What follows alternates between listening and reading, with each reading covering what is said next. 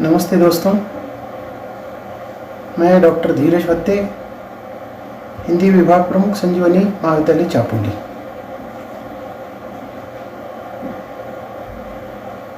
आज के इस ऑनलाइन ताशिका में आप सभी का हार्दिक स्वागत है।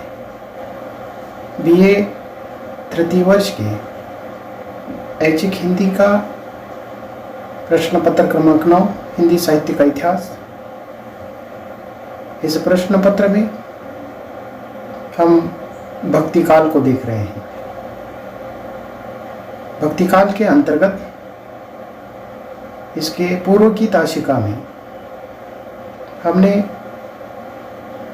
भक्ति काल का परिचय, भक्तिकालीन साहित्य की सामान्य विशेषताएं, उसके बाद संत काव्य की प्रमुख विशेषताओं को हमने देखा है।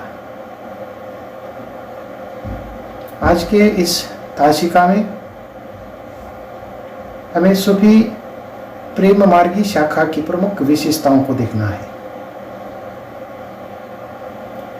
तो सूफी काव्य की विशेषताओं को देखने से पूर्व हमें सूफी काव्य का परिचय देखना है। हमें पता है कि भक्तिकालीन दो मुख्य धाराएं हैं, एक निर्गुण भक्ति की है और दूसरी सगुण भक्ति की है। निर्गुण भक्ति के अंतर्गत पहली ज्ञानाश्रयी शाखा या उसको संत शाखा के अंतर्गत भी देखा जाता है, और दूसरा है प्रेम मार्गी शाखा या उसको हम सूफी संत परंपरा भी कहते हैं। ये जो सूफी शब्द है, उस सूफी शब्द के मूल स्रोत तथा उत्पत्ति के संदर्भ में विद्वानों में एक मत नहीं है। इस शब्द को लेकर विद्वानों में मत भिन्नता दिखाई देती है। अधिकांश विद्वान सूफी शब्द की उत्पत्ति सफा शब्द से मानते हैं, और इस सफा शब्द से इसकी उत्पत्ति मानते हुए वे कहते हैं कि जो लोग पवित्र थे वे सूफी कहलाए। तो इस प्रकार का एक जो मत है, सूफी शब्द की उत्पत्ति सफा शब्द से कहते हुए जो लोग पवित्र थे उनको सूफी कहा गया है। परंतु दूसरे कई विद्वानों का कहना है कि मदीना में मोहम्मद साहब द्वारा बनवाई गई मस्जिद के बाहर फफ अर्थात चबूतरे पर जो ग्रहहीन लोग हैं या ग्रहहीन जिन व्यक्तियों ने यहाँ आकर शरण ली तथा जो पवित्र जीवन बिताते हुए ईश्वर की साधना करते थे, उन्हें सूफी कहा जाने लगा। तो ये दूसरा मत है। इस दूसरे मत के अंतर्गत विद्वानों का कहना है कि मोहम्मद शाह द्वारा मदीना में जो मस्जिद बनवाई गई, उस मस्जिद के बाहर जो फफ अर्थात चबूतरा है, उस चबूतरे पर जिनको घर नहीं है, ऐसे बेघर वाले व्यक्ति आकर वहाँ शरण लेते हैं, और शरण लेने के बाद जो पवित्र जीवन बिताते हुए, अपना पवित्र जीवन बिताते हुए ईश्वर की साधना करते थे, उन्हें सूफी कहा गया है। तो ये दूसरा मत है। तो कुछ एक विद्वान सूफी शब्द की उत्पत्ति सफ अर्थात पंक्ति से मानते हैं। सफ अर्थात पंक्ति, और इसके अंतर्गत जो व्यक्ति निर्णय के दिन पवित्र व ईश्वर भक्त होने के कारण अन्य व्यक्तियों से पृथक व्यक्ति में खड़े किए गए या किए जाएंगे, उन्हें सूफी कहा जाने लगा। तो इस प्रकार ये तीसरा मत है, और इस तीसरे मत में जो विद्वान हैं वो सूफी शब्द की उत्पत्ति सब से मानते हैं। सब का अर्थ और पंक्ति मानते हैं, एक ऐसी पंक्ति जिसमें या जो व्यक्ति निर्णय के दिन पवित्र और ईश्वर भक्त होने के कारण ईश्वर का एक पवित्र भक्त होने के कारण अन्य व्यक्तियों की तुलना में वह एक विशिष्ट पंक्ति में जाकर खड़े हो जाता है, तो उन्हें सूफी कहा गया है। ये तीसरा मत है। तो कुछ एक अरब की जो सूफी नामक जाति है उसके साथ इसका विकास मानते हैं। ये चौथा जो मत है कि अरब जाति के कुछ सूफी व्यक्ति के संदर्भ में इस सूफी काव्य परंपरा का विकास मानते हैं। और ये जो सूफी लोग हैं वह अनुभव सिद्ध ज्ञान पर ही अधिक महत्व देते हैं। तो ये चौथा मत है। चौथे मत के अंतर्गत अरब की जो सूफी नामक जाति है उसका विकास इससे माना गया है। और इसके अंतर्गत जो अनेक तरह विद्वान इसकी जो उत्पत्ति है वह ग्रीक शब्द सोफिया अर्थात ज्ञान से मानते हुए सूफी लोग जो अनुभव सिद्ध ज्ञान पर ही अधिक महत्व देते हैं। और एक पांचवा जो मत है, encyclopedia of religion and ethics, इस ग्रंथ के अंतर्गत लिखा गया है कि ये जो सूफी शब्द है सुफ अर्थात ऊन से बना है। और मोहम्मद साहब के पश्चात जो सन्यासी ऊन के वस्त्र धारण करते थे उन्हें सूफी कहा गया है। तो इस प्रकार एक 5-6 प्रकार के अलग अलग जो मत हैं इस सूफी शब्द को लेकर यहाँ हमारे सामने देखने को मिलते हैं।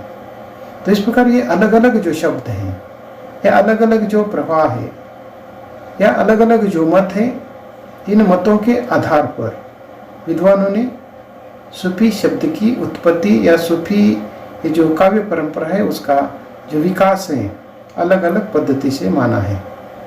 तो इस प्रकार अंतिम जो ये जो encyclopedia of religion and ethics ये जो ग्रंथ है, इस ग्रंथ के अंतर्गत सूफी शब्द का अर्थ स्पष्ट करते हुए वह सुफ अर्थात ऊन से बना है ये शब्द।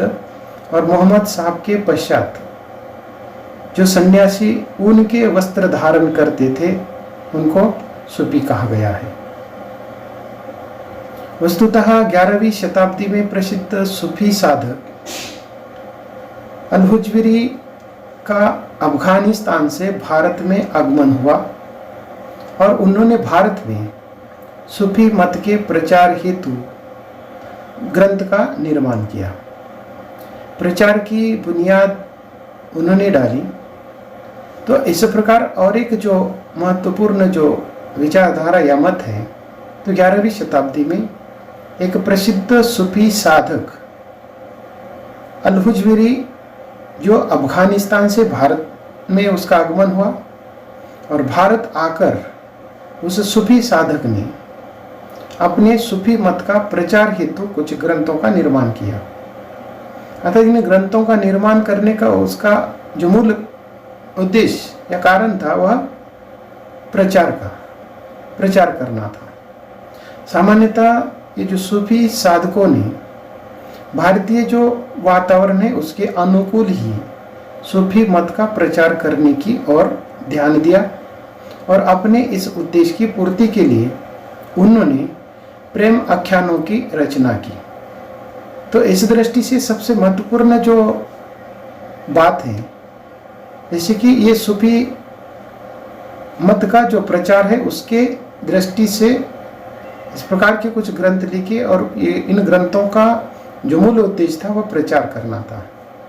और अपने इस उद्देश्य की पूर्ति के लिए उन्होंने विभिन्न प्रकार के प्रेम आख्यानों की रचना की।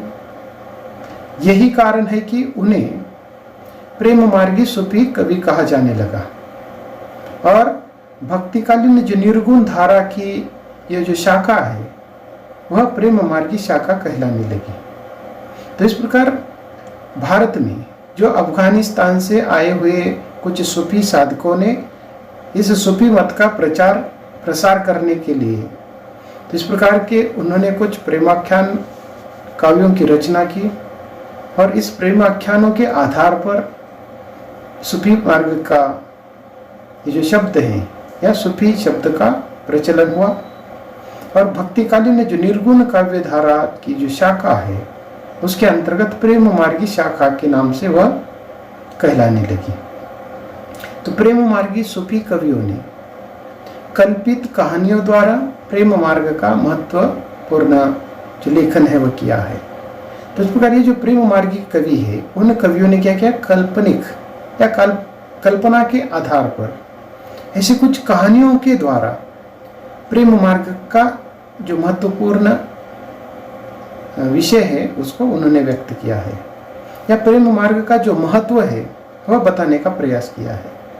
तो इन सूफी साधक कवियों ने लौकिक प्रेम के बहाने उस प्रेम तत्व का आभास दिया है जो प्रियतम ईश्वर से मिलने वाला है। तो इस प्रकार का एक आभास अपने इन विचारधाराओं के माध्यम से या इन कथाओं के माध्यम से लोगों के सामने रखा, जिसके अंतर्गत एक तो मूल जो विषय है वह प्रेम कहानियों का रहा है, उसके अंतर्गत जो प्रेम तत्व है उन प्रेम तत्वों का आभास उन्होंने दिखाया और ये जो कहानियां उन्होंने ली है वह लौकिक प्रेम की कहानियां हैं। तो इन्हें लौकिक प्रेम के बहाने उस प्रेम तत्व का उन्होंने आभास दिया जो प्रियतम ईश्वर से मिलने वाला है। तो इस प्रकार ईश्वर को प्राप्त करने का जो आभास है उन्होंने इस प्रेम कहानियों के माध्यम से बताया। इन प्रेम कहानियों का जो विषय है तो वही साधारण होता है, अर्थात किसी राजकुमार का किसी राजकुमारी के अलौकिक सौंदर्य की बात सुनकर उसके प्रेम में पागल होना और घर दार छोड़कर निकल पड़ना तथा अनेक कष्ट और आपत्तियों को झेलते हुए अंत में उस राजकुमारी को प्राप्त करना, अर्थात ये कहानी का जो मुख्य विषय है इस प्रकार का रहा है। और इस प्रकार के लौकिक विषय या लौकिक प्रेम कहानी के आधार पर उन्होंने इस प्रकार प्रियतम के ईश्वर के मिलने का जो आभास है वह अपने इन कथाओं के माध्यम से व्यक्त किया है। तो इस प्रकार एक राजकुमारी के अलौकिक सौंदर्य की बात सुनकर उसके प्रेम में पागल हो जाता है। वह अपना घर दार छोड़कर अनेक कष्ट आपत्तियों का सामना झेलते हुए उस राजकुमारी को वह प्राप्त करता है। परंतु प्रेम के पीर की जो व्यंजना होती है वह उसे विश्व व्यापक रूप में होती है कि वह प्रेम इस लोक से परे दिखाई पड़ता है। तो इस प्रकार इस प्रेम कहानी के अंतर्गत ये जो सूफी कवि है जिस प्रेम का वर्णन करते हैं उसके अंतर्गत प्रेम के पीर की जो व्यंजना है होती हुई दिखाई देती है। अर्थात ये प्रेम की जो पीर है, पीड़ा, प्रेम की जो पीड़ा है, प्रेम के अंतर्गत ये जो पीड़ा है उस पीड़ा को उठाते हुए उस विश्व व्यापक रूप को वह प्राप्त कर लेते हैं। ये विश्व व्यापक रूप कौन सा है, अर्थात निर्गुण ईश्वर का है। तो इस निर्गुण ईश्वर के या विश्व व्यापक रूप में इस कहानी का संबंध जोड़ते हुए तो इस प्रेम के अर्थात जो लौकिक प्रेम है उस लौकिक प्रेम में अलौकिक प्रेम बताने का प्रयास करते हैं। सूफी कवियों ने जो कहानियां लिखी है वे सभी कहानियां या अधिकतर जो कहानियां हैं वह हिंदुओं के घर में बहुत दिनों तक चली आती हुई है। इस बार इन्होंने या इन सूफी कवियों ने अपने इस प्रेम आख्यान काव्य के लिए जिन कहानियों का चयन किया वह हिंदुओं के घरों में बहुत दिनों से चली आती हुई कहानियां दिखाई देती है, जिनमें आवश्यकता अनुसार उन कवियों ने क्या किया, हेर फेर या परिवर्तन किया है। उसमें कुछ काल्पनिकता का आधार लिया है और इस प्रकार ये जो कहानियां हैं इन कहानियों को एक धार्मिक जो आधार है वह देने का प्रयास किया है। अर्थात ये धार्मिक आधार कौन सा है, तो इन कहानियों को जो धार्मिक आधार है वह हिंदू है। तो मनुष्य के साथ अर्थात वह मनुष्य का तो वर्णन करते हैं परंतु इन मनुष्यों के साथ साथ वो पशु पक्षी और पेड़ पौधों को भी सहस्त्रानुभूति सूत्र में बद्ध दिखाते हैं और एक अखंड जीवन की जो समष्टि है उसका आभास देना हिंदू प्रेम कहानियों की वो विशेषता मानते हैं।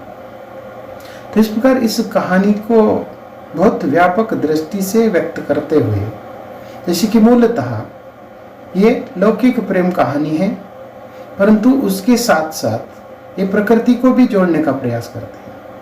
मनुष्य के साथ साथ पशु पक्षी या जो पेड़ पौधे हैं या इस प्रकार के सहस्त्रानुभूति के जो सूत्र है उस कहानी के अंतर्गत वे बद्ध करते हैं और एक अखंड जीवन समष्टि का आभास, एक अखंड जीवन की जो समष्टि है उसको एक आकार देने का, एक आभास देने का वो प्रयास करते हैं। और इस प्रकार हिंदू प्रेम कहानियों की ये जो विशेषता हैं उन विशेषताओं को लेकर उन्होंने इस प्रकार की कहानी लिखी है। तो इस प्रकार के साहित्य के अंतर्गत मनुष्य के घोर दुख पर वृक्ष भी रोते हैं, पक्षी भी संदेश पहुंचाते हैं। यह जो बात है इन कहानियों में हमें देखने को मिलती है। जिस प्रकार इन सूफी कवियों की ये जो प्रेम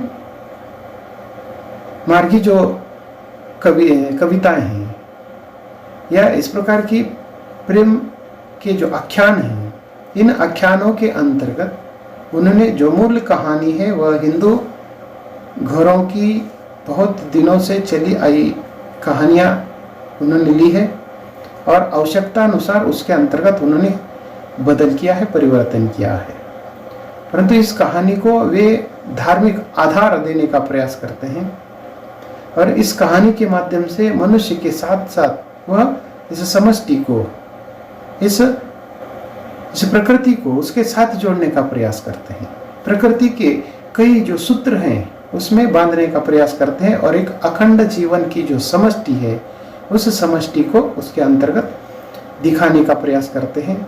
जिस प्रकार मनुष्य का दुख है उसी प्रकार अर्थात प्रकृति का ये जो दुख है उसके साथ उसको जोड़ते हैं। तो ये प्रकृति भी क्या करती है, मनुष्य के इस दुख में सम्मिलित होती है। मनुष्य के दुख पर वृक्ष भी रोते हुए दिखाई देते हैं और ये जो पक्षी है, पक्षी भी क्या करते हैं, अर्थात एक संदेश पहुंचाने का काम करते हैं।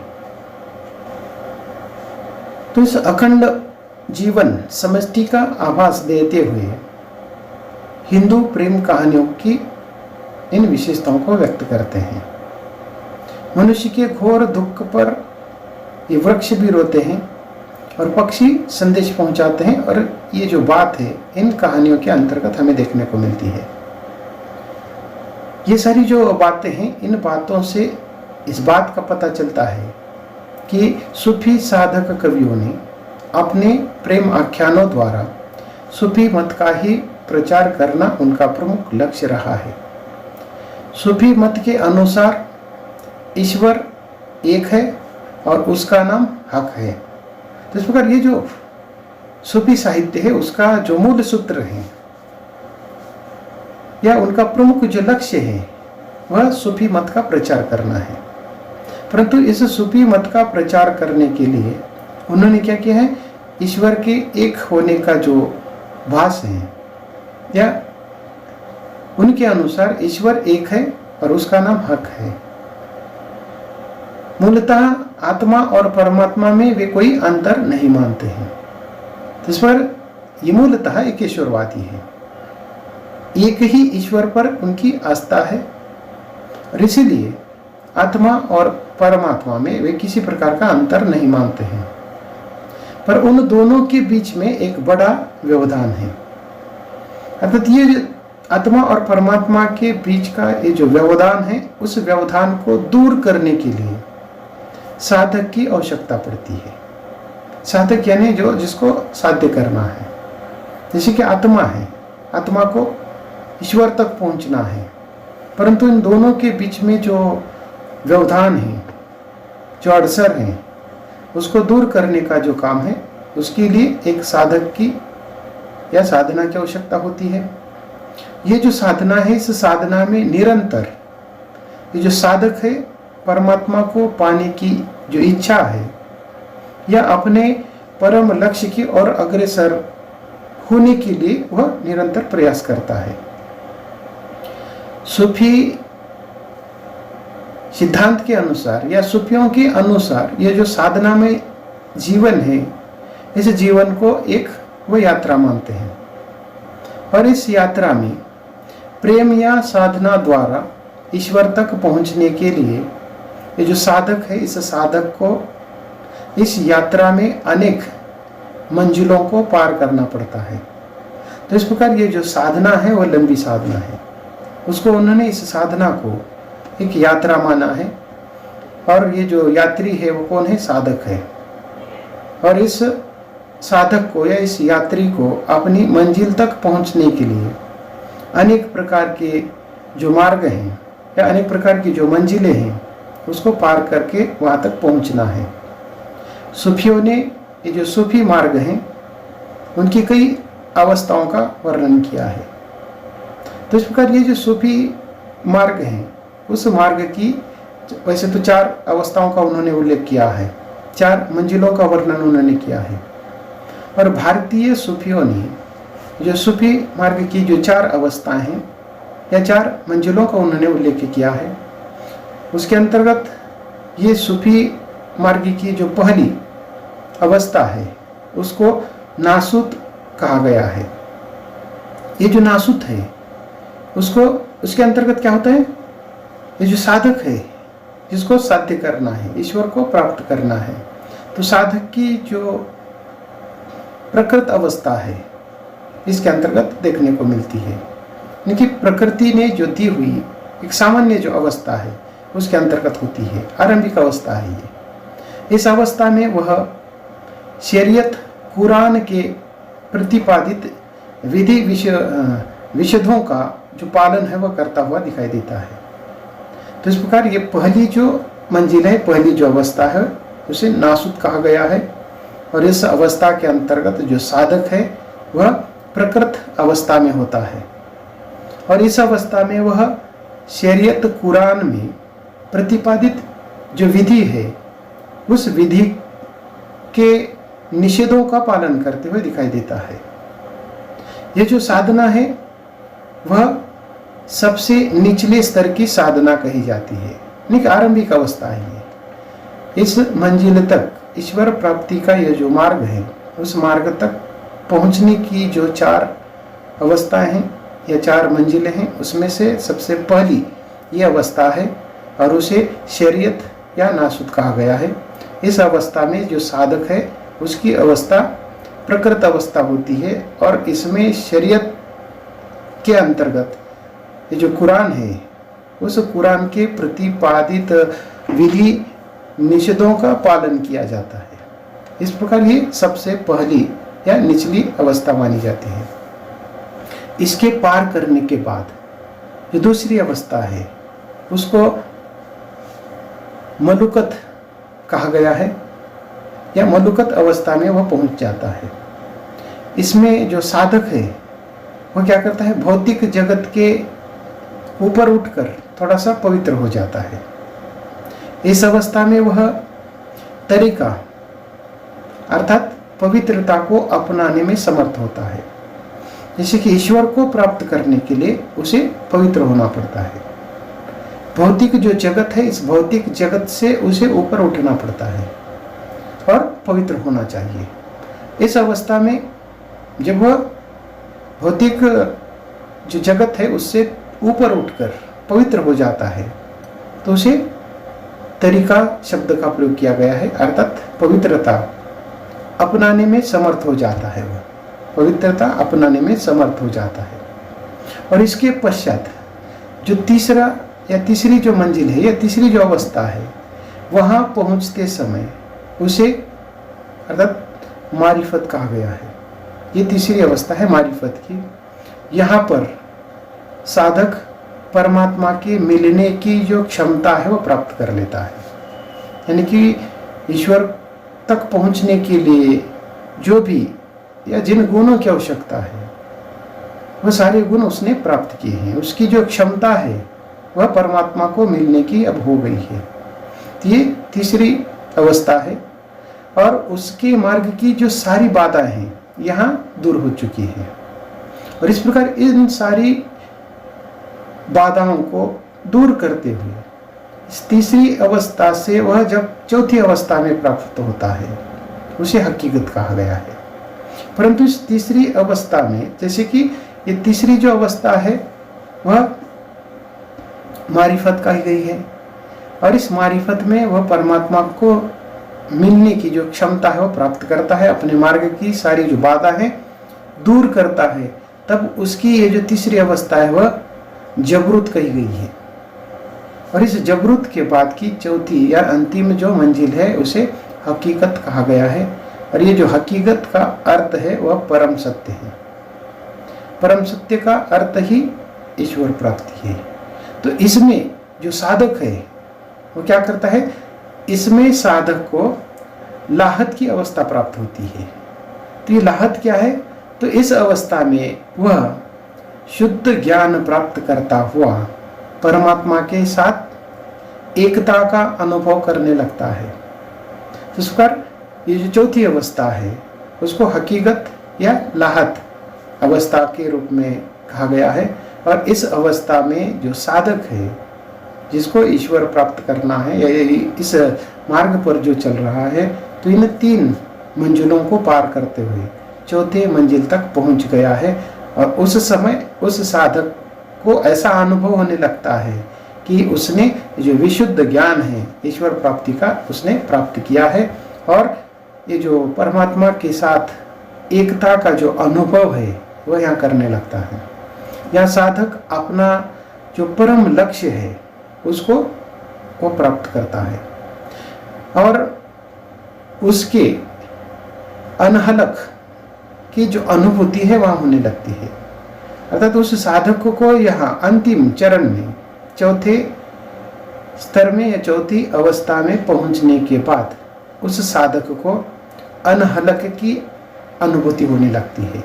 अनहलक का अर्थ है मैं ईश्वर हूँ, यानी कि ईश्वर मुझसे अलग नहीं है या मैं ईश्वर से अलग नहीं हूँ, हम दोनों एक हैं। ईश्वर में एकाकार होने की जो स्थिति है वह अनहलक की है। और इस प्रकार ये जो चार अवस्था हैं, तो इन चार अवस्था को पार करते हुए ईश्वर की जो प्राप्ति है वह इस प्रकार करने का जो सिद्धांत है वह सूफी मत का रहा है। समग्र रूप से अगर इस सूफी प्रेम मार्ग को समझना है तो हम ऐसा कह सकते हैं कि जो मुसलमान सूफी कवियों की इस समय की जो काव्यधारा है उसको हम प्रेम मार्गी काव्यधारा मानते हैं, क्योंकि इसमें क्या होता है, प्रेम से ईश्वर प्राप्त होने की जो मान्यता है इनकी रही है। ईश्वर की तरह प्रेम भी सर्वव्यापी है। तो इस प्रकार जिस प्रकार ये निर्गुण ईश्वर है वह सर्वव्याप्त है, चराचर में है, तो उसी प्रकार उसकी तुलना में वह प्रेम मानते हैं। तो ये प्रेम भी कैसा है, ईश्वर की तरह सर्वव्याप्त है। तो ये भी एक तत्व है। जिस प्रकार एक ईश्वर तत्व है उसी प्रकार प्रेम भी एक तत्व है और वह भी सर्वव्याप्त है। और ईश्वर का जीव के साथ जो प्रेम संबंध है अर्थात वह प्रेम के माध्यम से प्राप्त हो सकता है या किया जा सकता है। और इस प्रकार की उनकी मूल धारणा रही है या उनके रचना का जो मूल तत्व है वह इसी प्रकार का रहा है कि ईश्वर का जो संबंध है वह जीव के साथ किस प्रकार का हो सकता है या इन दोनों के बीच का जो संबंध है प्रेम के माध्यम से वह प्रस्थापित हो सकता है। या जीव को या आत्मा को ईश्वर तक पहुंचने का एक सही जो रास्ता है वह प्रेम का रहा है। प्रेम के इस सर्वव्यापी मार्ग से ईश्वर तक पहुंचा जा सकता है। इस प्रकार की इन सूफी कवियों की मान्यता रही है। उन्होंने प्रेम गाथाएं लिखी है। तो इस प्रकार की विभिन्न जो प्रेम गाथाएं हैं उन्होंने इस मार्ग को आधार बनाते हुए या ये जो प्रेम का ये जो सर्वव्यापी तत्व है उसका स्वीकार करते हुए उन्होंने अनेक प्रेम मार्गी गाथाएं या कथाएं लिखी है। और ये जो प्रेम कथाएं हैं वो मूलतः फारसी की मसनवियों की शैली पर रची गई है, जिस पर एक फारसी की ये जो मसनवी शैली है उस शैली का प्रभाव इन प्रेम गाथाओं पर हमें देखने को मिलता है। इन गाथाओं की भाषा अवधी रही है।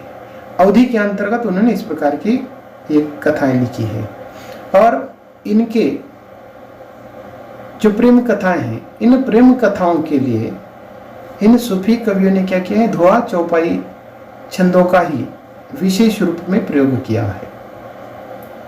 इसके साथ साथ कहीं कहीं अन्य भी कुछ छंदों का प्रयोग देखने को मिलता है।